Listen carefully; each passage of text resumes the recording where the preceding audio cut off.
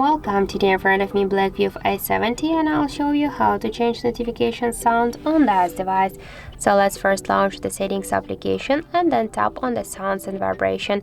After that, just here scroll a little bit down and you'll see the default notification sound section.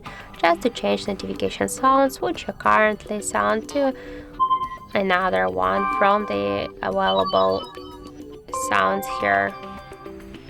After that, just click here to OK, and now we can see here the changes that we just successfully changed notification sound on our BLACKVIEW device.